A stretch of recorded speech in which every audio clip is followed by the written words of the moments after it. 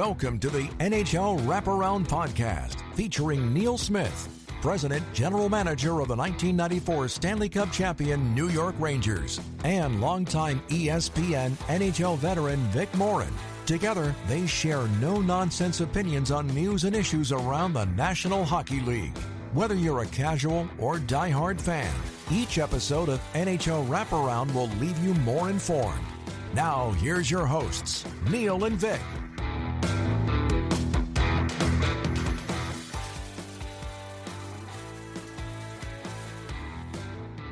Welcome to the NHL Wraparound Stanley Cup preview show. Vic Morren along with Neil Smith, and we're going to be joined shortly by TSN Analyst Craig Button to go through each of the opening round series. But before we start, Neil, in addition to our listeners in the U.S. and Canada, I want to give a shout out to a lot of the support that we have gotten abroad in Italy, Iceland, Finland, Czechia, Malaysia, and Australia. So in 15 months' time, I am thrilled that we are doing this playoff preview, and we are really reaching across the globe. Yeah, no, it's really fun. And I wish I could meet some of these folks that are out there or get to talk to them. And if you're listening to this and if you're hearing this, send us an email, send us some kind of thing from all these different countries. I'd love to read it. And you can get us at Neil or Vic at NHLWraparound.com. Send us an email. Let us know you're out there. And we do reply. Yes, we do. So thanks to all of you, not only in North America, but across the world. And with that, we get into three things you need to pay attention to, brought to you by UBS Financial Services, Inc. The Stanley Cup Playoffs open this weekend. 2 games on Saturday, Winnipeg at St. Louis and Colorado at Dallas. 3 on Sunday and 4 on Monday. Tampa Bay and Florida do not start until Tuesday. Yeah, they get a long layoff. I mean, you think about it, it's Friday today, obviously. And so they got Friday, Saturday, Sunday, Monday. Like that's 4 days between until their playoff starts. So Tampa played last night in New York, and they're going to have a while at home. They're going to have some home cooking.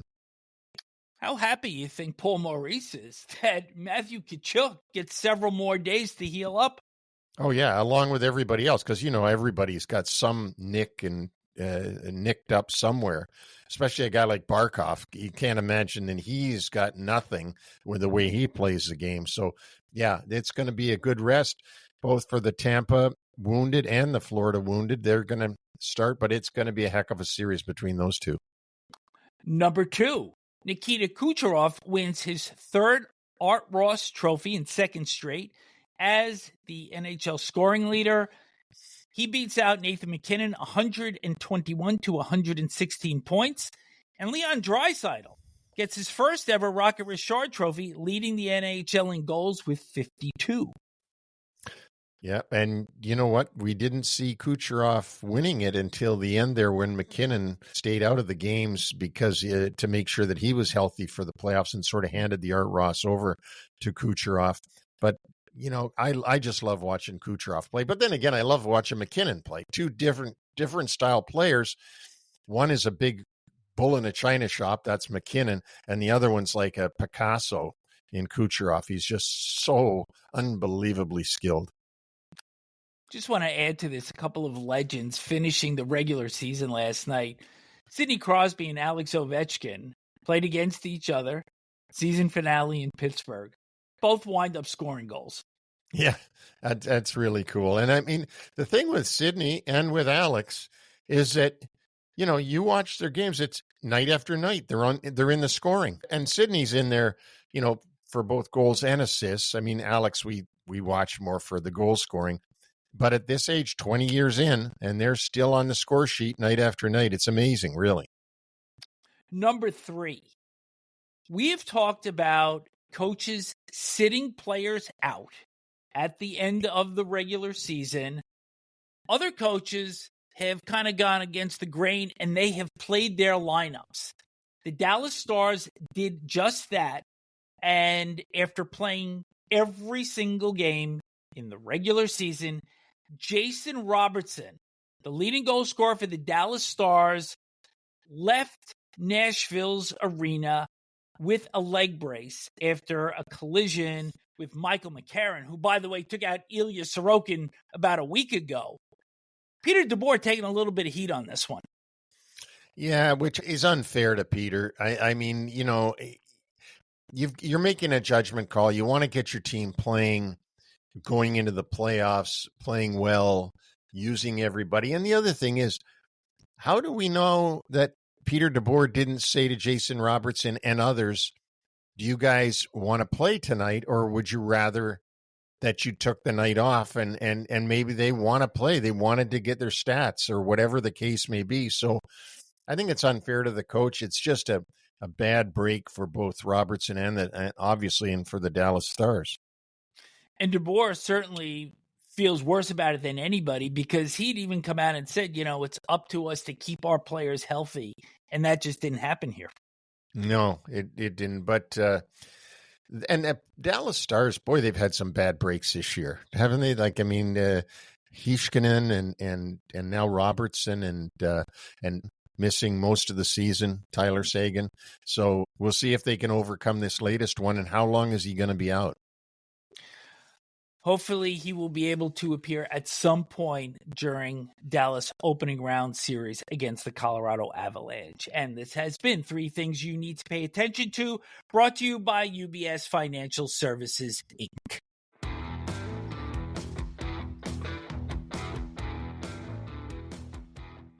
Well, joining us now is Craig Button, an old friend of mine for many, many years. Thankfully, we're both still around, Craig, and I go all the way back to your dad, for the Washington Capitals famous scout. I learned a lot by just hanging around with him in the beginning days of my scouting time with Detroit. So there's always been a fondness, as you know, from me to you, because I feel like I know your family, knowing you and your dad so well. Well, Neil, when you're young, right, and you look up to people and people that take you under their wings, so to speak, right, and they look out for you. We don't forget those moments, whether it be a teacher, whether it be somebody that when you're starting out scouting, you're wide-eyed and you want to do a good job, and people take you under their arm and wrap it around you and make sure that you take the right steps. And we never forget those things. And certainly, Neil, our relationship has been great over the years. I have so much respect for you. We have, not only do people pay it forward for us, now we got to pay it forward. Yeah, that's true. And for all of you out there that don't know and don't see the Canadian networks, Craig is very well known in Canada with TSN and does a great job for them. And we're really happy you would do this for us today, Craig. Thanks. No, my pleasure. It's a yes, Neil, when you ask. Well, we're going to start in Canada then. And we're going to go through each of the 8 series. We're going to have a good pace to this show. And at the end of each series, we'll make our picks. And we're going to start with Washington and Montreal in the East. The Capitals winning the conference. The Canadiens getting in as the 8th seed. And first question for you, Craig, is the Capitals come into the playoffs 4-7-1 in their final 12. And it still appears that they're still looking to find their footing after the chase for Alex Ovechkin's record. How do you see this affecting the series against the Canadiens? I think Washington's a really good team. Getting Logan Thompson back into the net sounds like he'll be available for game 1. When you've played really well and you know that you can find your game and they're a good team. They're big, they're strong, they're skilled. And to me, the Ovechkin thing was so special. And everybody got wrapped up in it. And I think that was wonderful. Well, it's playoff time. It's time to park that now. And I think the Capitals can do exactly that. I think they're well coached. And when you start to put the pieces together, this might be exactly the tonic that the Washington Capitals need, because the Canadiens don't play in the Forum anymore. So all those ghosts that used to haunt opposing teams, they might not be present in the new Bell Center. Neil, wanted to ask you whether you see this year's Canadiens as kind of like last year's Capitals, because the Caps last year had to push their way in last day of the season, and Canadiens have literally done the same thing this time. So it looks like they're following in their opponent's footsteps.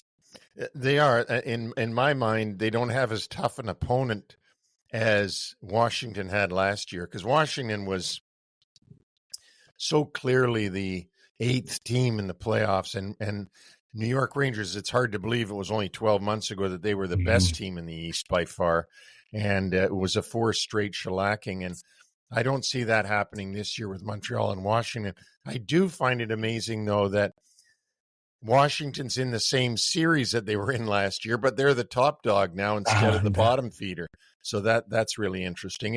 It's going to be great experience for a young Montreal team, though. Yeah. Greg, you've gotten a great look at Calder Trophy candidate, if not favorite at this point, because he's led his team to the playoffs, in Lane Hutson. What makes him special from a scouting perspective? I've been lucky. I've watched Lane since he was 16 years of age, and even as he was entering the NHL last year, a lot of questions. When you have a player of his physical stature, there's going to be questions, and Lane has to continuously answer those questions and show that he can. A lot of other players have to show that they can't. It's different for a player with Lane Hutson's stature. Here's what I said.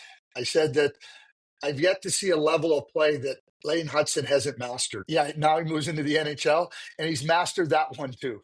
And it's his brain. I mean, his brain's off the charts. He sees the game in 4D, 5D when we get to that. You think about his poise. You think about his edge work. But you can have great edge work, but you got to have an understanding of what's happening in and around you. You have to have that great awareness, and he does. And he's got a great confidence about him too. Lane has always been somebody that says, "I can do this," and he just goes about his business. And I've watched for years opponents all look at him, and they all look at him and go, we're going to get him, we're going to get him." Well, they keep trying to get him, and I think he's going to retire, and you're going to have a lot of players. We tried. What do you expect out of Ivan Demidov in this series? He plays his first NHL game on Monday, comes in with the fanfare, has a hit, assist, a goal. What kind of impact can he have for the Canadians? Oh, I mean, Neil had a player that came into the New York Rangers and was an important player for him that he drafted in Alexei Kovalev. And like Kovalev, Demidov has this. He played in a top league. The KHL is a top league, and he had lots of success in the league. He's not a young kid coming into the league trying to learn the league. He's somebody that's played against hard players, good players, and he's got a confidence about him. And Neil, that's what Alexei had. He had this unwavering confidence that says, yeah, you're putting me in the lineup, I can do it. And that self-belief and that confidence, when you get to the NHL, nobody's patting you on the back, helping you along. If you come in and you're not sure yourself, you're going to struggle. And I think Demidov, Neil, has a lot of what Alexei Kovalev had in that regard. Yeah, and Michkov, sort of similarly. And, they can do things, and they're not afraid to try and do things. I mean, Kovalev drove us nuts the way he would get the puck stripped away from him, and he'd try to beat the last guy and all that stuff. But then again, who was there to get that big goal in Game 6 against the Devils? I mean, everything is talked about as Messier's hat trick in that game, but the thing that started us off was Kovalev at the end of the second period. Now, I'm dating our show back a long time ago, but talking about Demidov, I mean, you may go a game or two and Demidov doesn't be on the scoreboard, and you're going to say, like, oh, maybe he's not spectacular. All of a sudden, he'll show up and get an important goal for you because he's got that skill level that you're talking about, and he's got the courage to try things that a lot of us wouldn't have the courage to try. Yeah. Neil, pick on this series? I'm going to have to go with Washington, but it's going to be longer, I think, than people might think it's going to be. I think it's going to go, 6, maybe even 7 games. I just think that Montreal is going to surprise people in the fact that they're going to they're not going to go down real easy. Craig? I agree. I think the key for this, and Montreal is going to win a 1 game, 2 games. Hey, listen, if they win 3, that gets them to Game 7. I think the first game, they got to try to put some doubt into the Washington Capitals. Try to win that first game and just plant the seed and then start watering it. Yeah. Maybe harken reminders back to the 2010 series when the Canadians came back from down 3-1. But as you had said before, I think this series is the right tonic for the Washington Capitals, and I'm going to take them in 5 games. So let's move over to Carolina and Jersey. This is their 6th ever playoff meeting. The Hurricanes have won 4 out of the first 5. The teams played 4 games this year, 2-2. Teams won their home games, but one of the biggest questions here, Neil, I'll start with you. The Jack Hughes factor, not being in the Devils lineup. Dougie Hamilton has returned, but can this team realistically advance without their star forward? I don't think they can, because I don't think they can play the game that they've been so successful in playing, which is a real speed game, and Jack Hughes being the guy that sort of puts the icing on the cake. I really notice him missing from their lineup now, and they're trying to adjust, but I don't think they've been able to adjust quite to the non-Hughes factor. I think when it comes down to it, Carolina is just going to be too strong for them. If there's an edge for Jersey, it's Markstrom over the goaltending of the Hurricanes. But I don't think that's going to be enough. I think that in every other place on the ice, without Hughes in the lineup, because Hughes could have gone head-to-head with Aho, or Hughes could have gone head-to-head with Seth Jarvis, or whoever's going to lead the Hurricanes in the playoff first round. I don't think Jesper Bratt can do it. I don't think he can do what Hughes could do. So I think it's going to be really tough for the Devils. You mentioned the goaltending, and Craig, you have seen this Carolina team continue to go to the well with pretty much the same pair in recent years, and Freddie Anderson wasn't able to get it done in his years in Toronto. He hasn't been able to get it done since joining the Carolina Hurricanes. Any reason to think this season could be any different? Yeah, I think that Freddie has suffered. If you go back and look at what he did in Toronto, even in Carolina, when they weren't able to win games, I think it was more because they couldn't score. I don't think it was because Freddie capsized. And certainly the goaltender gets a spotlight on him. That's just the way it works. And you find a way to win. And you can look at back and say, well, maybe if he didn't let that goal in, in a tight game. And certainly that's something that Freddie has. And when you look at Markstrom, and Markstrom, I mean, the New Jersey Devils made that trade because their goaltending was subpar. And now Markstrom has to go in and do what he's shown he can be really capable of. But Jacob Markstrom can be streaky too. And a couple of years ago when Calgary and Edmonton played in the Battle of Alberta, the first series against Dallas, Markstrom was brilliant. Ottinger made it go 7 games before they lost in overtime. But there was no indication that Markstrom was going to go into the Edmonton series and capsize. And Mike Smith was terrible. Mike Smith was like beyond bad. And Markstrom said, "You want to see bad? I'll show you bad. This is how bad I can be." And so that's what I think that's what Markstrom are going to get here. And Rod Brindamore's a really good coach. And the way that the Carolina Hurricanes attack, I mean, that's, to me, go no Hughes and just attack the goaltender and see what he's made of. That's where I'd be right at if I'm doing a scouting report. You see any concern for the Hurricanes in having to win this series at home? Their home record this year was 31-9-1, but below 500 on the road. I think the way I look at it, and Neil, I'll turn this over to you real quickly, but I think that the Carolina Hurricanes are well coached, but I also think they have to be able to try to tilt things into their favor.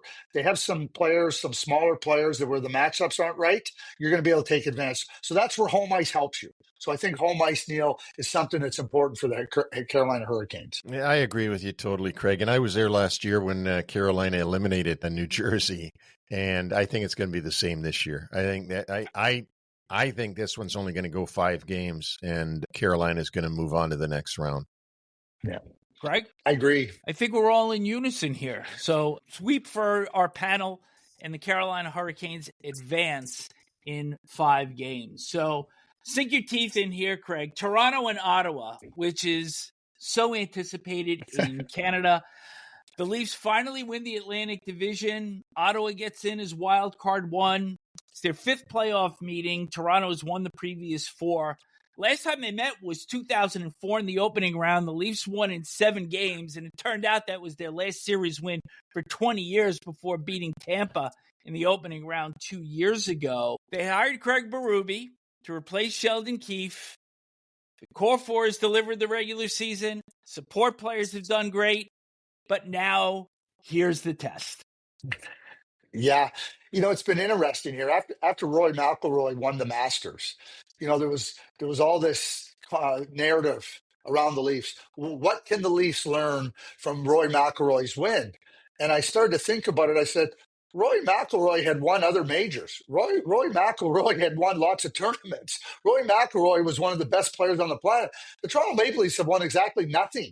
Like, 8 years with the core, and then that core is Nylander, Matthews, Marner, and Riley. And the most they've ever won in a playoff year is 5 games. That's 11 short of the Stanley Cup. They haven't come close. Like, they haven't come close. Like, Roy McIlroy was a winner. The Toronto Maple Leafs have been anything but. Do I like their chances better this year? Yeah, I do. I do like their chances better. And I think that, with Craig Berube, with the blue line, I like the blue line. I like the Stolars. I think that takes some of the pressure off of Marner and Matthews to score. They've always scored during the regular season.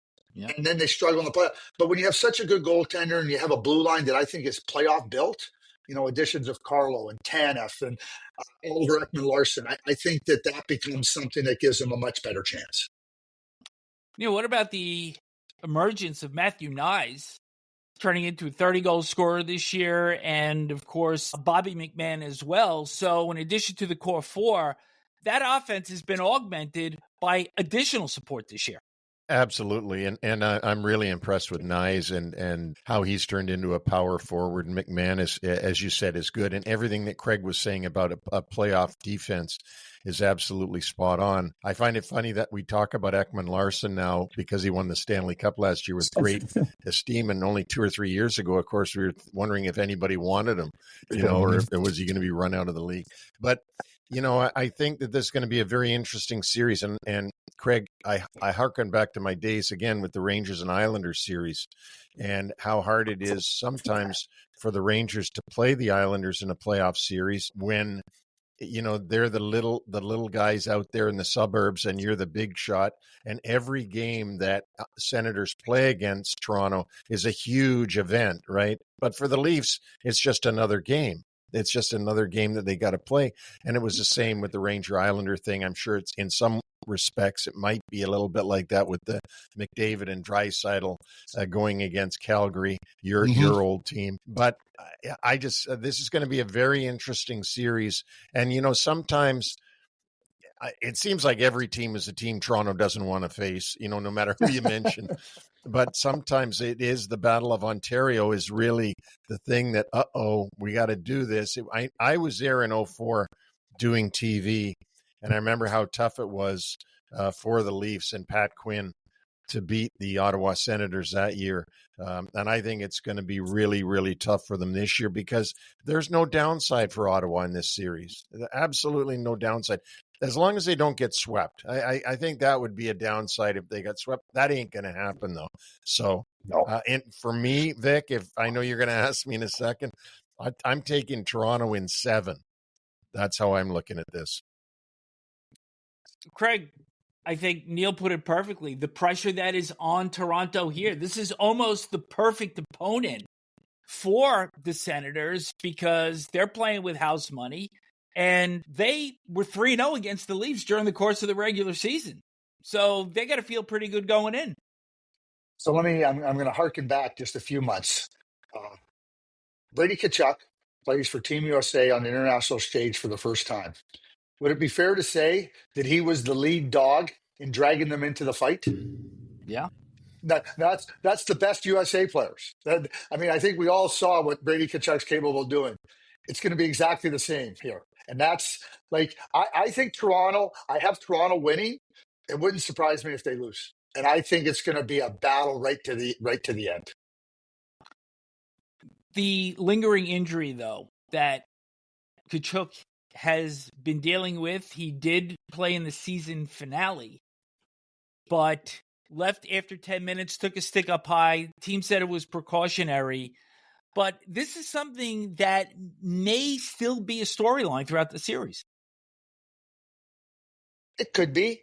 But one thing we know about Brady is that he's going to be in for a penny, in for a pound.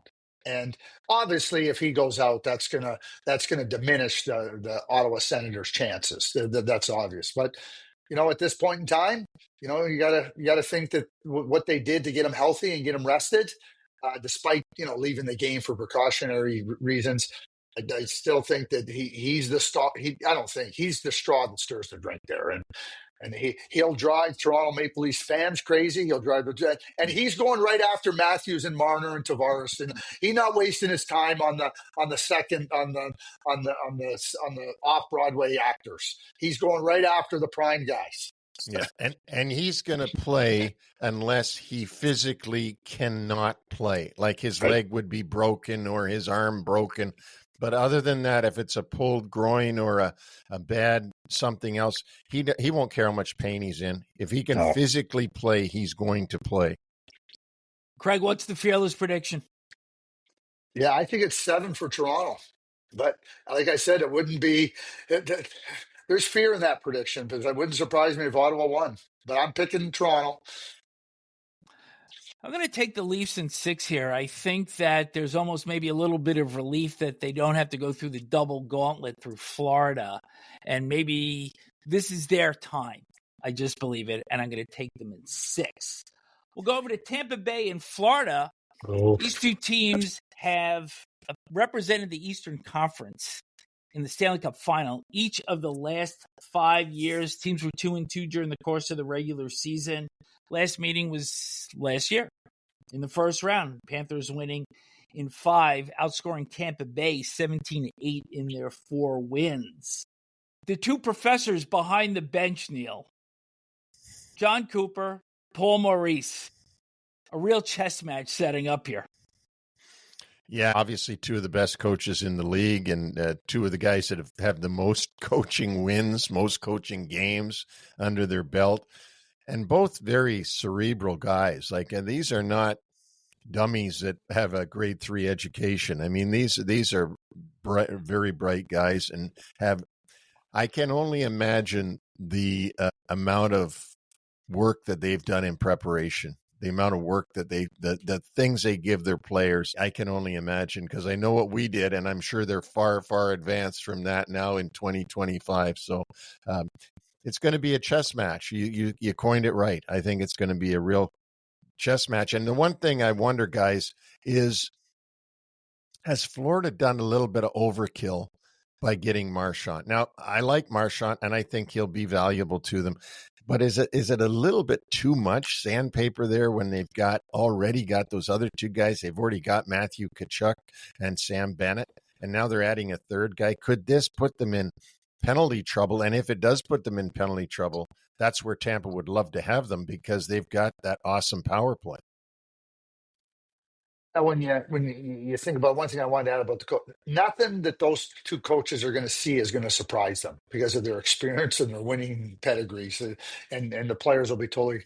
It's interesting when you think about Brad, and Brad is edgy, and that's how the Florida Panthers want to play. But if they're too edgy, it could be their downfall. So you're trying to find that. So for Paul Maurice, who has a lot of sandpaper and grit on his team, they've shown that. How do you temper that? How do you make sure you get the best out of Marchand without putting the reins on him? And that might be Paul Maurice's biggest challenge. That a challenge that he hasn't had to deal with yet to this point in his career. I can't recall one. Because Brad is such a big-time competitor, and he wants to get under the skin of opponents. And you have a battle in Florida. So I think right there is one of the – because Neil, that they're going to say, we can't take penalties against this team. You better be taking away a breakaway. You better – something that's going to cause – because if we take too many penalties, they're going to eat you up. Something else here about the Panthers, that they sent 8 players to the 4 nations. Craig, do you see any residual – fallout from this now that we're in the playoffs? It was a 2-week tournament. Some of those players played 4 games. Some of them only played 3. I think that the wear and tear of 2 long seasons, going to the Stanley Cup final in 23, Stanley Cup winners in 24, you don't get enough time to get yourself ready for the next season. And the players are so phenomenal in terms of their drive and spirit, but the body sometimes just isn't at the same level. I think that might be the biggest thing holding back Florida, or the biggest, I shouldn't say holding them back. That would be my biggest concern. And we saw it with Tampa Bay. I mean, Tampa Bay went to 3 straight finals. But keep in mind that the one final, there was a long break in the season when the pandemic happened in March of 2020. Yeah. So they had that long stretch of time to kind of get their injuries going. And then the next year, I think it's a little bit different for Florida. And you do run up against that point in time when you just go, we know what it takes. We're willing to do it. We just can't get to that level. And then now you're playing other teams that are really hungry and healthy. I want to talk about the Lightning for a second and tell you this, Craig and Vic. I go to all the Islander games, as you guys both know, and I see everybody play. And if you said to me, who is the one team you enjoyed seeing the most, I would say the Lightning. I just love the skill. I mean, they just ate the Islanders up when they were in there last time. And on the Islander power play, it was basically a power play for Tampa. They're so skilled. They're so highly skilled. And they're so much fun to watch because they're so skilled. Having said all that, I think Florida's a playoff team well above the Tampa Bay team. I think when it comes to playoffs, Florida plays playoff hockey all year long. And so when they get to the playoffs, it's just the way they play. Again, they don't have to change their game. I think Tampa's going to have to change their game a little bit. They can't just be that entrepreneurial, free-flying team, that's just looking for 86 all the time. I think they're going to have to really buckle down and play a different brand of hockey. So I find that really interesting when I was thinking, as Craig was talking, about how much I enjoy watching Tampa, even on TV, but I don't want to play Florida in the playoffs. I'm with you. Like, I don't think Tampa Bay wants to play Florida. I don't think, because you're right. Like the 82 game regular season is just a dress rehearsal, literally for Florida, because they play the same way, and they know what it takes. And Ekblad will be out for the first 2 games, and that's where Tampa Bay is going to have to take advantage. They're going to have to take advantage of just the light on the blue line for the first 2 games, and I think that's a big reason why they went and got Yanni Gourde, and they tried to replicate the additions of Goodrow and Coleman, because that skill that they had prior to those additions when they got swept by Columbus was their downfall. And then they had to learn you got to play differently. You can't play that open freestyle game. I think that Julien Brisebois recognized that when he tried to, I'll call it beefing up the roster to be able to play that way. Pick, Craig? I have Tampa Bay in 7. Neil? Wow. I got Florida in 7. I like that the Lightning have adequately replaced Steven Stamkos in terms of his production. Jake Gensel had a great year. Braden Point there as usual. And Brandon Hagel had a terrific year also. And I think that 7th game is going to matter. And I like Tampa Bay in 7. So Craig and I, arm in arm on this one. I'm the outlier. You are. 7 games. But I just wanted to, well, maybe we'll wait for the end, because I can tie in with Neil with Colorado, Dallas, along with Tampa Bay and Florida, because I can tell you what, Neil was a manager, and when you're trying to improve your team and you go, okay, we're good, and you watch what other teams are doing, it's not, your seat isn't comfortable. No, never. We can get into that at the end. Our website is NHLWraparound.com, and Neil and I will be back all next week with our Stanley Cup dates. So we head over to the West, Craig, and the Winnipeg Jets, the President's Trophy winner, they meet the St. Louis Blues, who are the second wild card. Connor Hellebuyck gets the accolades, but Jordan Binnington has a Stanley Cup ring and a Four Nations title over Connor Hellebuyck. And you got to think that number 37 is looking to rebound after the disaster last year in the opening round against Colorado. Absolutely. And it's not just that Jordan Binnington has a Stanley Cup and a Four Nations gold medal. In the year they went to the Stanley Cup and won, they beat Winnipeg in the first round. Binnington beat Hellebuyck. And in that Four Nations championship game, Binnington beat Hellebuck. And Connor is a top goaltender. We all know he is. And after last year's debacle, and it was a debacle, like it was something like nobody put money on Connor Hellebuck having that type of a 5-game stretch. And I think for Connor now, it's really about, that's not who I am. That's not what we're about. Back-to-back Vezina trophies, least goals against in the league, but they want to show. Literally, they were looking at this season as one itching to get to game one. Now, St. Louis is no easy team to play against in game one. A lot of teams in the West didn't want to play St. Louis, and Winnipeg got them. And I think it's a good test for Winnipeg. I think it's a good way for them to get in there because St. Louis has their attention right off the bat. I think if they played Minnesota, it might not have been the same type of feel that pinch between the shoulder blades. But I do believe that right now Winnipeg will get that from and they want to prove that last year was something that was an aberration. Neil, the Blues get in really on the strength of a 12-game winning streak towards the end of the regular season. They then dropped 3 and then won their finale in order to clinch their berth. How do you see their chances matching up against Winnipeg? Well, one of the interesting things is going to be 2 first-year head coaches with their teams, not first-year coaches, but first-year head coaches with their team. I find it amazing that Doug Armstrong saw that Boston, I think, made a mistake and dropped Jim Montgomery on his head. And then Doug Armstrong swoops in and fires Drew Bannister and makes Jim Montgomery his head coach. And whoosh, here we are in the playoffs. Like when St. Louis looked like they were far out of it. Mm-hmm. And Boston looked like, well, maybe if we fire the coach, we can be back where we should be at the top of the league. Nope. Oops. You're in the bottom of the league. And guess what? St. Louis is going to the playoffs. So I think Jim Montgomery has a lot at stake here to prove that he can win in the playoffs, because even though he was a great coach in Boston, they didn't win in the playoffs. As we all know, Florida beat them out that year in the first round. And I think Scott Arniel, who's done a terrific job, going in for Bones, for Rick Bowness, and doing a fantastic job in his second attempt at being a head coach. He had something to prove too, because he was in Columbus and wasn't able to get it done there. So both of those guys have great motivation. I don't think that St. Louis at the end of the day will have what it takes to beat Winnipeg. And I think Winnipeg has to prove that they can play in the playoffs. I think Winnipeg's, and Craig, you can tell me this because you're in Canada, they're a mini Toronto. Everybody says, okay, great. We had a great season. Great. Yeah, we got Hellebuck. Yeah, he's going to win a Vezina again. Yeah. But we want to win in the playoffs. Let's see you win in the playoffs. And until you win in the playoffs, all these President's trophies and Vezina trophies and stuff mean nothing. We want to see the playoffs. You're exactly right. Just quickly, in the last 7 seasons, Winnipeg has lost to 2 Stanley Cup champions in the playoffs. That would be Vegas and St. Louis, and 2 Stanley Cup finalists, Vegas and the Montreal Canadiens.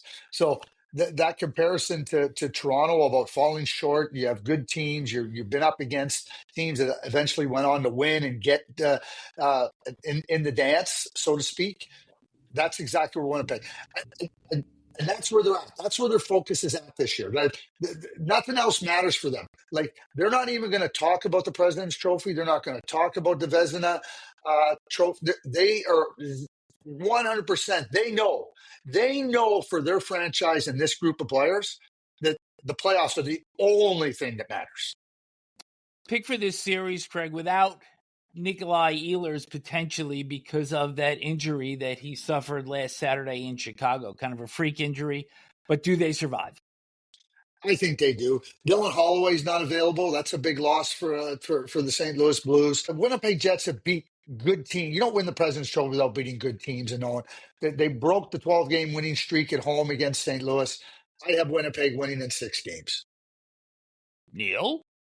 I'm going to take Winnipeg in 7, just one more than Craig said. I'm going to take Winnipeg in 5. I think I like the way they play their style, 3-zone identity. They stay above the puck in the offensive zone. They track backwards well, and they protect their own house. So I'm going to take them in 5. Dallas and Colorado, probably the most intriguing of the first-round matchups. We spoke with both Jim Nill and Chris McFarland during the course of this season. And it's very interesting at the deadline, the acquisition of Mikko Rantanen by the Dallas Stars, former Colorado Avalanche, and several moves done by the Avs. So it goes into Dallas hit the home run, but a lot of singles and doubles by the Colorado Avalanche. We can say singles and doubles. Chris McFarland identified early on in the season his goaltending was no good. It's hard enough to get one goaltender. He completely changed his number one and his number two goaltenders. And I think Chris has really shown that, like, hey, listen, I'm going to identify the problem. They traded for Casey Middlestat last year. Boom, out of here. You're not going to help us, right? And, Martin Necas is a heck of a player. We can at some point in time we'll all do that. Like, yeah, it's a really, really good player. And then you go and get strength. You go get Nelson. You go get Coyle. You get players that can really help you. I know they made a pitch on Ryan Lindgren. We all love the way Ryan Lindgren plays. It just feels that he's a player that's taken his body as far as he can take it. And he's like Brady Tkachuk. He doesn't know any other way to play. If he's playing, he's giving you 100%. But you got Makar, you got Taves, and I think that that's a really good team in Colorado. And yeah, Josh Manson, they need him back just for the bulk on the blue line. But I think Chris McFarland has shown that he's going to put his team in a position to compete at the higher end. I'll just add this really quickly. There's a lot of talk about the MVP and everything. I think Nathan McKinnon, I don't have him number one on my ballot for them, but I think he was so invaluable to that team because of all the changes that were going around him. Rantanen leaving, that they were surprised or somewhat surprised. And the way that team kind of forged ahead, and McKinnon never lost any footing. I think that speaks to like most valuable player status. Neil, Gabriel Landeskog may be coming back into the Colorado lineup. He just got called back up after a 2-game conditioning stint in the AHL. Tyler Seguin is going to come back into the Dallas lineup. But on the flip side of that, Miro Heiskanen's status is still in doubt. And then Rod Brindamore and Jared Bednar both took a little bit of heat for sitting players out at the end of the regular season when their opposition still had something at stake and could have affected the playoff race. But the other night, Dallas plays their lineup, and Jason Robertson gets hurt. Plays all 82 games, gets hurt in the finale in a meaningless game. He was their leading goal scorer this year, and this could really flip the table to the side of the Avalanche.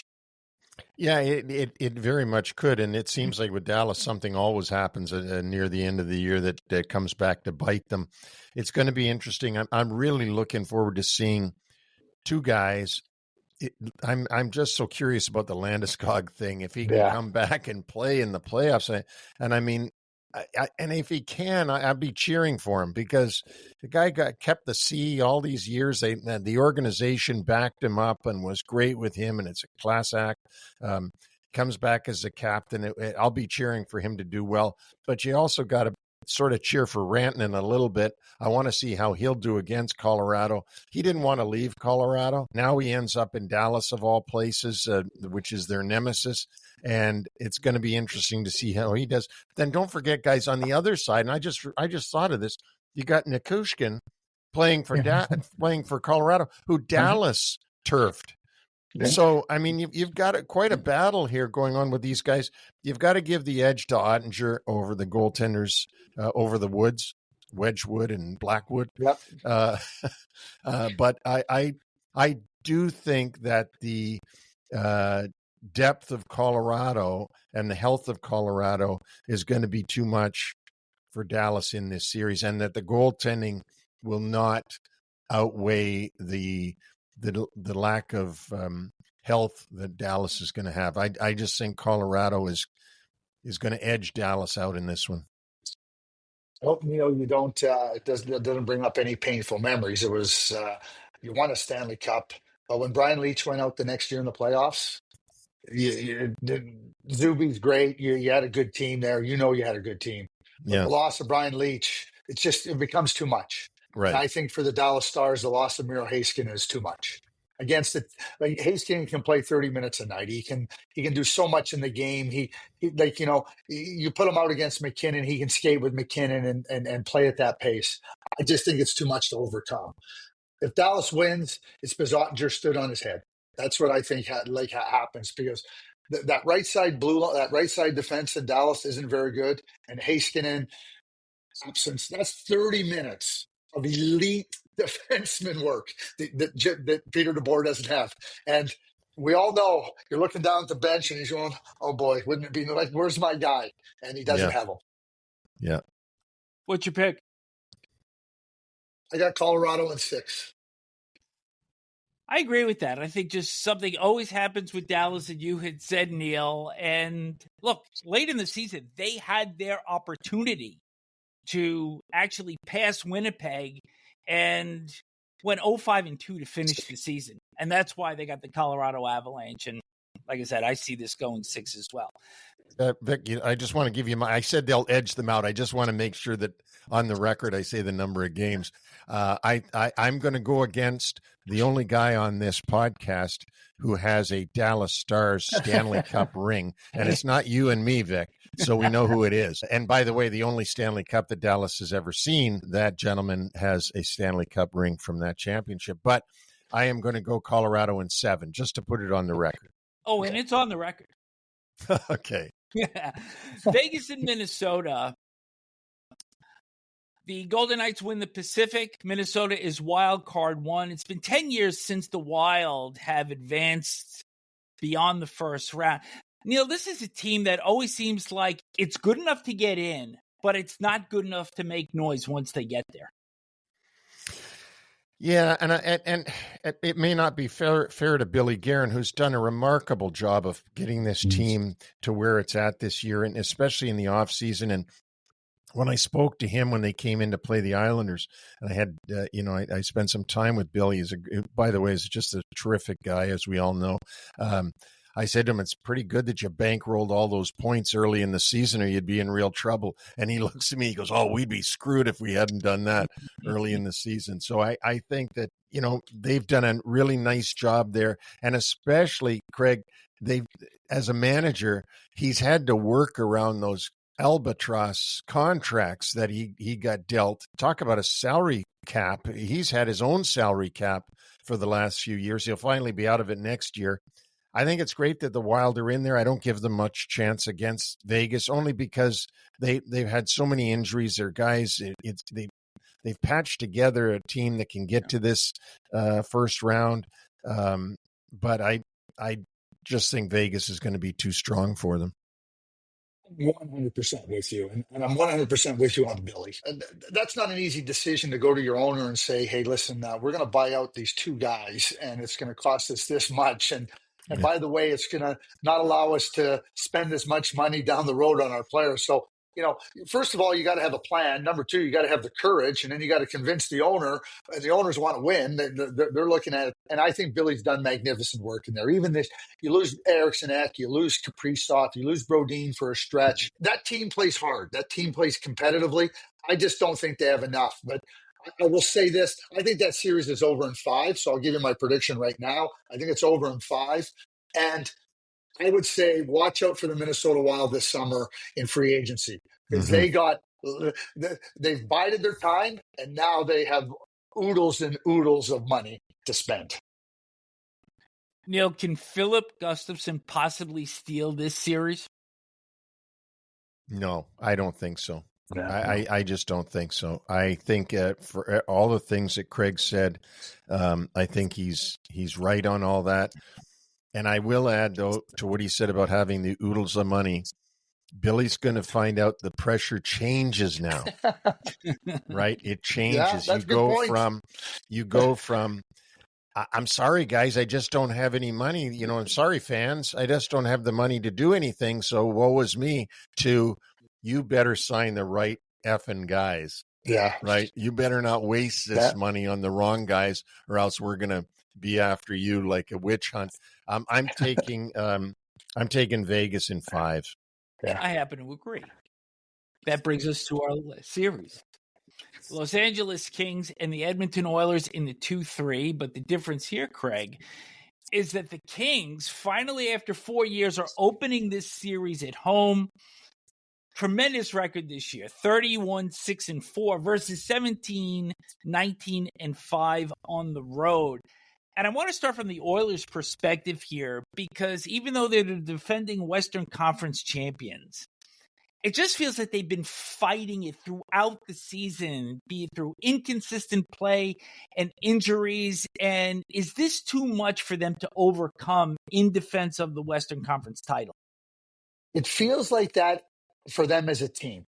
And I don't think their team is as good as the one that lost in Game 7 versus Florida. I think they're older, slower, smaller, and those usually aren't really good ingredients you want together to make a Stanley Cup run. That being said, you still have McDavid and Draisaitl. And the teams, everybody's, Jim Hiller's spending lots of time game planning. Okay, what do we got to do? They know they have a good defensive team in LA. They know, but McDavid and Draisaitl are so great that they take game plans against them and shred them. They're able to take things and disrupt. And so somebody asked me, how can you bet against McDavid and Draisaitl? I said, I'm not betting against McDavid and Draisaitl. I'm betting against the Oilers. And the loss of Matthias Ekholm and their up and down, in and out season, Skinner, good, not good, don't know. There's talk about Pickard. I don't think there's any question that Skinner's going to play. But it just feels like lots of things conspired against the Edmonton Oilers this season.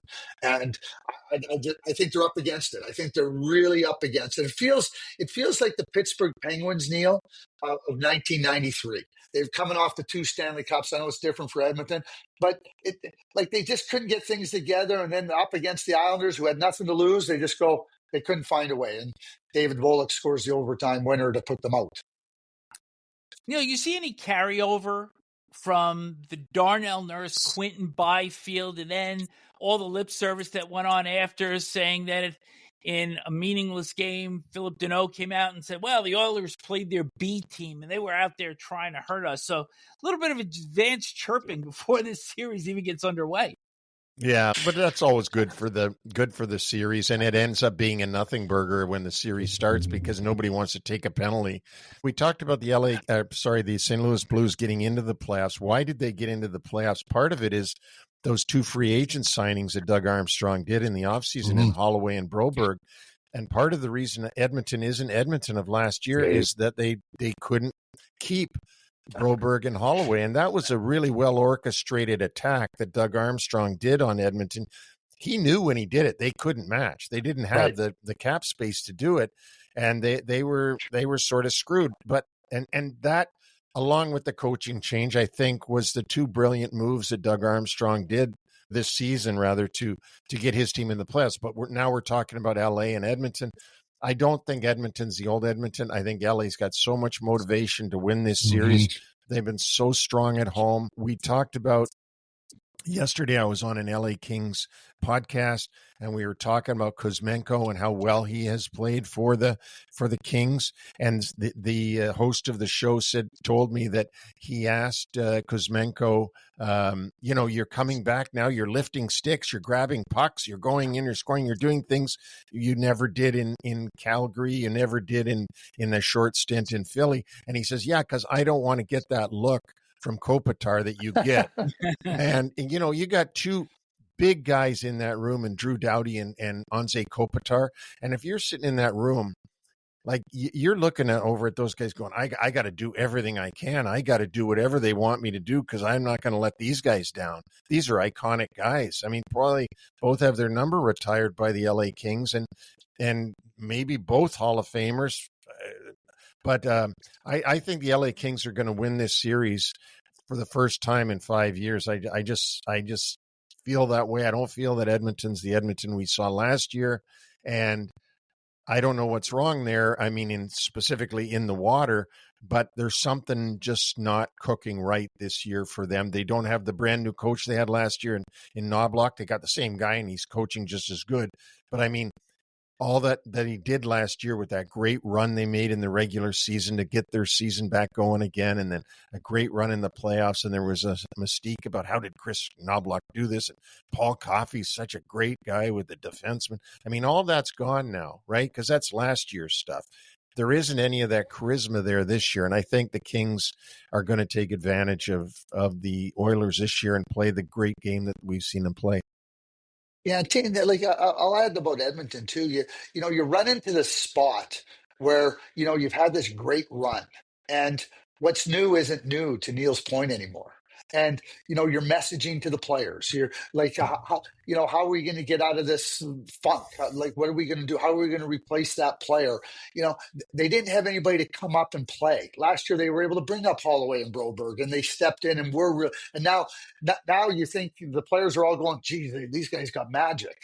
Well, when you don't have the magic anymore, you don't have the same capabilities to perform the tricks. And I'm not going to suggest it was tricks. I mean, they did a good job there in Edmonton, but I don't think they're as good a team. And I keep hearing this, Neil and Vic, is that, well, we're going to get players back healthy. Evander Kane hasn't played in a year. I know when Evander Kane is playing, he's good. Trent Frederick has a high ankle sprain, but there's so many. This year, it's all about what if, and what if. Well, they were 7-3 without McDavid. Oh, okay, yeah, no kidding. Who are you playing against, right? I don't see them as a good a team, and I think that 4 times is a charm now for the LA Kings. I think it's over in 6. I think they go right into Edmonton and win Game 6 in Edmonton, and the Oilers can have a send off from their wonderful fans. Last one for me on the Oilers, Craig, is what's it also say about their secondary scoring that Corey Perry has such a prominent role? They didn't really get what they needed during the course of the regular season from Henrique, from Jeff Skinner, from Victor Arvidsson. And where is that goal scoring going to come from in the postseason? Well, Vic, what I would say to you is when Corey Perry is your secondary scoring, you're down to your 4th layer. And we all love Corey. Yeah. But so I talk about McDavid and Draisaitl as we all do, and we know they're brilliant. But let me go back to that LA defense. You got Doughty, you got Gavrikov, Mikey Anderson, and Joel Edmondson. They're not afraid of those guys, and they're going to take chunks. And who's going to take chunks out of those guys? And I think that with no backup, they're not going to be able to do it. I just don't think they have it. You just nailed it, Vic. How are you going to do it? Who are you going to count on? They don't have anybody to count on. And Adrian Kempe and Fiala are no slouches for the LA Kings. It's going to be interesting, guys, too. One thing to keep your eye on in this series, in Game 1, one of the early shifts, Jeff Skinner will take his first whirl on the ice in a playoff game. After all these years, his first shift in a playoff game will come this season. He never played a playoff game in junior either. 15 Really? years old. Yeah, the last time he played a playoff game, he was 15 years old. Oh, my goodness. That's a great one, Craig. Thanks for giving me that nugget. That's a good one. Yeah. He was in Kitchener, and he got drafted, and he went right to the NHL. So, he was an 18-year-old in the NHL, but the 2 years in Kitchener, they never made the playoffs. Wow. Neil, something tells me that Skinner appearing in his first playoff game isn't going to sway your pick here, though. No, it's not. It's not. I'm going to be more swayed by the fact that Arvidsson's old team is going to do better than Arvidsson's new team, and I'm taking the LA Kings. I'm going to chicken out and say in 7 because I think that's always the chicken's way out. That's why I pick a lot of 7s. You can't go wrong with that. But I'm going to say LA in 7. I'm going to pluck one of your feathers and say that LA wins this in 6. We have completed our preview of all 8 playoff series, but we're going to put our 2 experts on the spot here. And Craig, first question for you. The player who uses this playoff as his coming out party. I'm going to say Mark Scheifele. And I think Mark Scheifele has had some great regular seasons, and all the times he's matched up against other players, top players that have gone on to beat his team and then ultimately win a Stanley Cup or get to the Stanley Cup. I think Mark Scheifele has a real strong understanding of that now. And I think it's his time to do a real yeoman's work here for the Winnipeg Jets. Mr. Smith? Well, I could do the obvious and say Jeff Skinner, because he's finally coming out into the playoffs. Yeah. Well, if he gets one goal, that would be a coming out.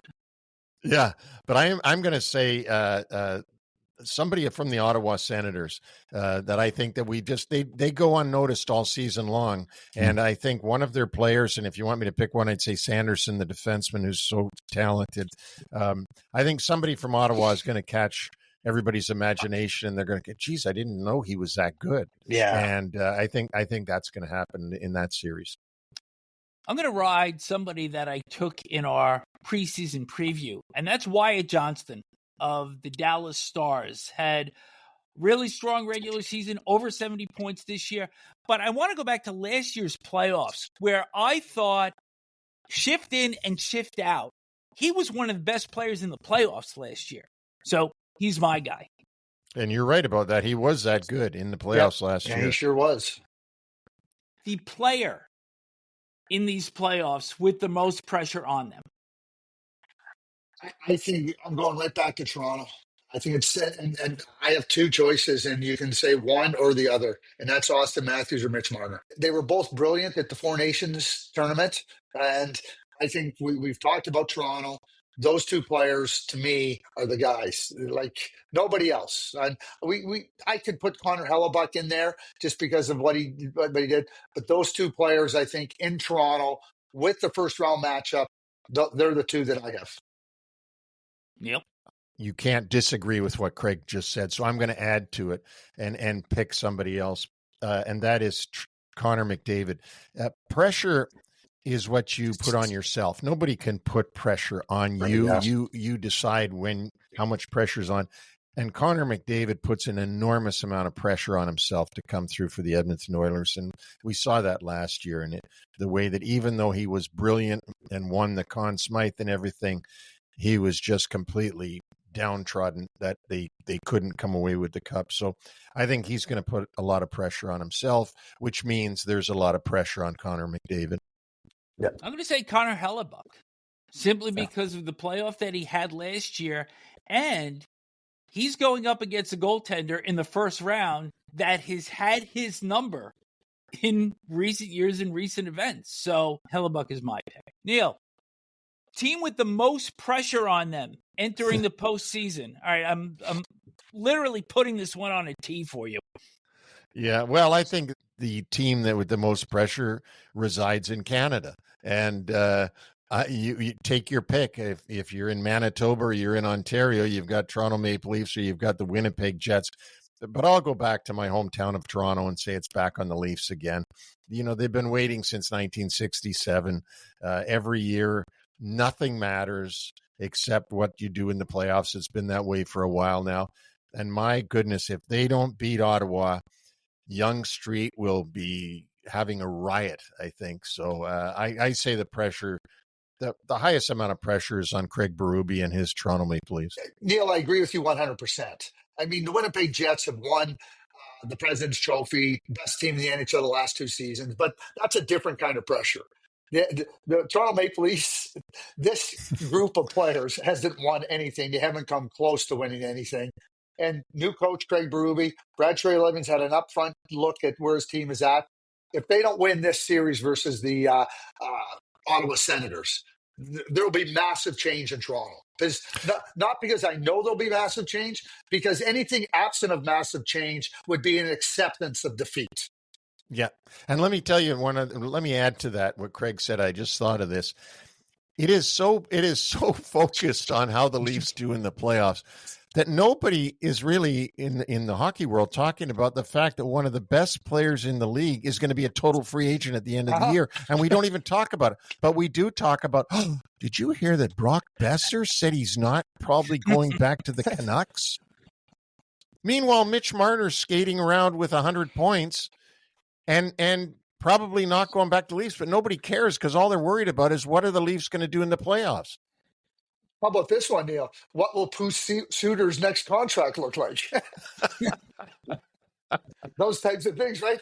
I mean, you're right. Mitch Marner's a brilliant player, one of the best in the NHL. And he's out there. Nobody's talking about it. Oh, no, it's like, so then, true. what are they going to do about him? They're talking. I think Tavares's thing is more talked about than Mitch Marner. But anyway, I regress. I think that Toronto definitely has the most pressure. Yeah. I'm just going to split with you on this because I can. Not that I don't believe that Toronto doesn't have the most pressure, because I think they do. But I'm going to say the Washington Capitals, simply because they get in on the last day of the regular season last year. They're first this year.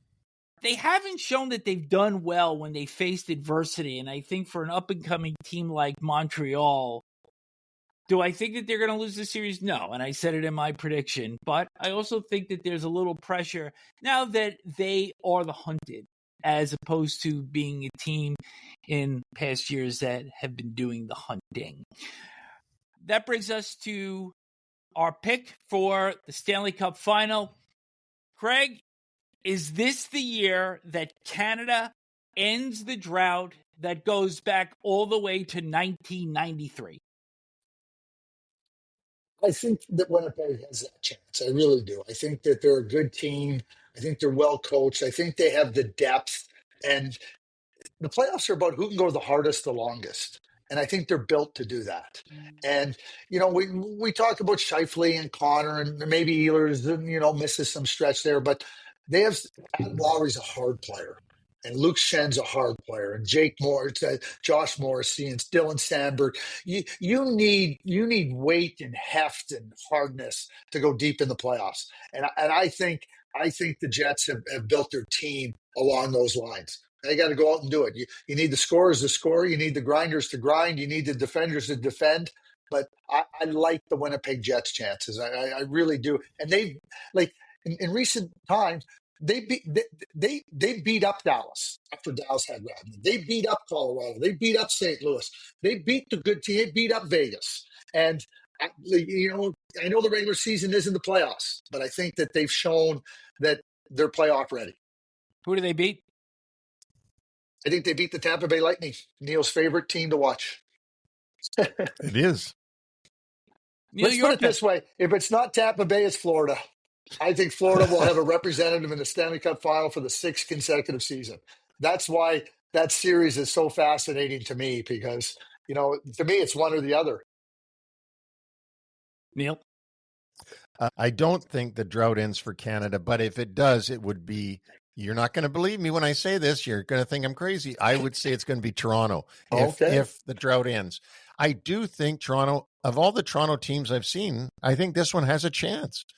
Having said that, I know it's really hard there. I'm not picking them to win, by the way. I'm just saying, if it's going to end, I think Toronto is going to be the team that ends it. However, I see in the final this year the Colorado Avalanche and the Florida Panthers. I think that it's going to the big series is going to be Winnipeg, Colorado, and whoever wins that is going to end up in the final and could very much win the cup. But that's the way I see it, and it's just Colorado's goaltending has to hang on. Let me put a bow on this. In our preseason preview, I picked the Canucks over the Maple Leafs, and we all know where Vancouver is. So I've only got one team left, and I'm going to take the Leafs to end not only Canada's drought, but their own that goes back to 1967, where they haven't even been back to the final since then. And I'm going to take the Leafs over the Colorado Avalanche in a dynamic Stanley Cup final. That would be dynamic. That would be. And Craig, I want to add to that I asked some folks from Toronto, I said, look, we took so much crap all those years that the Rangers did for the 1940 thing, right? And that was 54 years, and I get it. That's a long time. The Leafs have now been 58 years, since winning. Why don't they get the crap that we got? And you know what the answer was? And they're right. They said because it's too hard to chant 1967. 1940, yeah. 1940 just rung 1940, Yeah. and you can't chant 1967. Yeah. It's too hard. Yeah. But we'll see if they can break that. I was alive for George Armstrong to lift the Stanley Cup in 67, so one of the few maybe. Vic, you probably don't know this. My mother was Punch and Black secretary. She was there for 62 and 63. Did not. Yep. Did not. Do you have So rings or memorabilia from that? my mother has, she doesn't have any rings. I think she's got a pendant, and I think that's what they gave her. But she was with the Leafs from 57 to 63. She was Punch's secretary. So she, like you, Neil, she was alive when she still is alive. So Oh, she thank was, God. so she was. She knows what it's like to celebrate a Leafs victory, Stanley Cup Well, victory. I know we're getting off on a tangent here, but I got to say this, being a Torontonian, when I was playing junior, and we had Bruce Boudreau on the show, and when Bruce and I were in junior in 1972, and who was the coach? George Armstrong, and it didn't seem that strange that Chief was the coach. I mean, and it didn't seem that strange that just 5 years earlier he had hoisted the Stanley Cup. And we thought, well, they'll do it again. They do it all the time. Leafs win all the time, so they're going to do it again. Can you imagine? George Armstrong was the coach of the Marlies, and here we are how many years later, and he's still the only guy that's ever done it all these years later. It's really amazing. Well, you think about those four cups in the 60s, right? And, everything, like how good they were. And you're right. You just start to say, okay, we didn't win this year, next year. Okay, it's been 2 years. Well, we're at 58. And I know Toronto Maple Leafs fans are hoping that there's not more counting to that. Yeah. Craig Button from TSN, thank you so much for joining us today, breaking this all down. And the Four Nations was great, but this is even better. There's nothing like the opening round in the Stanley Cup. There isn't. And, we're going to get some surprises. We just laid it out on the line with our predictions. And in 2 weeks' time, people will tell us how stupid we are. So I guess that just goes. Or even sooner, Craig, or even sooner. Oh, yeah. Hey, listen, back in 21, real quickly, Toronto was playing Montreal, and that was, a lot of get into the playoffs, everything. And I went on national television and I said, Montreal will be lucky to win a game. In fact, this is so lopsided, the series might end in 3 games. Well, Montreal wins the first game. So you're right, Neil. It happened real quick. Yeah. Our dear late friend, Darren Detition, who was a star up here. I don't know if you knew him, just a star. Sad, yeah. So he said to me, he goes, Button, he goes, you're going to be eating crow. I know a good Merlot to drink with it. And boy, did I eat crow. Boy, was he built, wasn't he? Oh, yeah, he was. Vic, this guy was a specimen of a man. Yep. Oh, he was something else. Yeah, Craig, we owe you one somewhere down the road, Vic and I, for coming on and doing this. This is terrific. Maybe the best show we've ever had. I don't know, but it's been great. Yeah, well, I really enjoyed it, Neil. And any time spent with you, I've always enjoyed our time together. So I really appreciate you reaching out to me. And Vic, a pleasure to spend some time with you. Great opportunity to exchange some thoughts and ideas. And like I said, my pleasure. Thank you for having me. We both loved it. What a pleasure to have Craig Button join us to break down all of these series, and pretty good bloodlines run in the Button family. Yeah, well, he mentioned that his mom had been Punch Imlach's secretary, and I had mentioned early in the show that his dad, I cut my teeth in scouting, traipsing around following his dad, who was a veteran scout at that time, the chief scout of the Washington Capitals.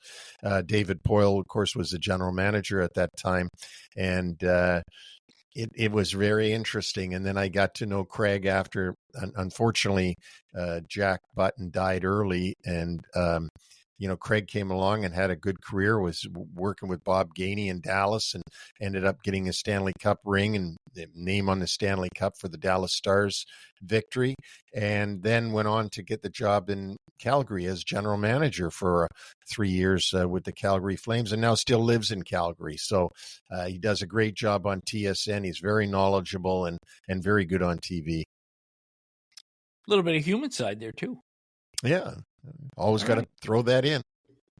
Let's now hit the playoff schedule, and we'll get you updated on the first few days of the postseason. On Saturday, St. Louis at Winnipeg at 6 o'clock Eastern, followed by Colorado and Dallas at 8:30. Those games will be on TNT. On Sunday, ESPN gets into the mix. Jersey and Carolina at 3 o'clock on ESPN. Ottawa at Toronto at 7 on ESPN2. And Minnesota at Vegas at 10 o'clock on ESPN.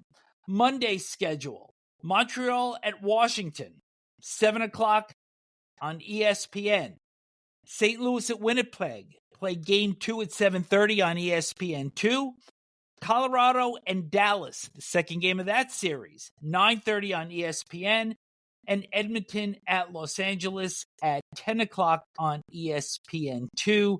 Tampa Bay and Florida will open their series on Tuesday. And in Canada, all games can be seen on Sportsnet. So that sets the table for everybody. I am ready to go. Yep. Bring it on. Special thanks to Craig Button from TSN for joining us today. Thank you to UBS Financial Services, Inc. NHL Wraparound and UBS Financial Services, Inc. are not affiliated. UBS is a sponsor of 3 things you need to pay attention to. No other affiliation, relationship, or endorsement is made, suggested, intended, or should be implied or inferred between UBS and VNS Productions, LLC, or any of the individuals or businesses and or their respective products and services appearing in this program. Thanks to our listeners. Send questions or comments to nhlwraparound@gmail.com. You can also reach us individually at neil@nhlwraparound.com or vic@nhlwraparound.com. We are on all podcast platforms, including Apple Podcasts, Amazon, iHeartRadio, Spotify, YouTube, and our complete catalog can be found on our website, nhlwraparound.com. So subscribe, like us, and check out some of our shorter clips on X at NHL Wraparound. We will be adding content throughout the 2-month Stanley Cup tournament. Our Stanley Cup dates begin on Monday, and so looking forward to really being able to concentrate on these series as they go along and not have to watch 13 or 14 games a night. No, it's going to be good. And I love your play on words, Stanley Cup dates. I spent all night thinking of that. I'm going to get Margaret to make us some Stanley cupcakes to go along with your Stanley Cup dates. I'm going to eat it up. And you folks out there, eat up these playoffs as well. It is the best time of the year. We will speak to you on Monday.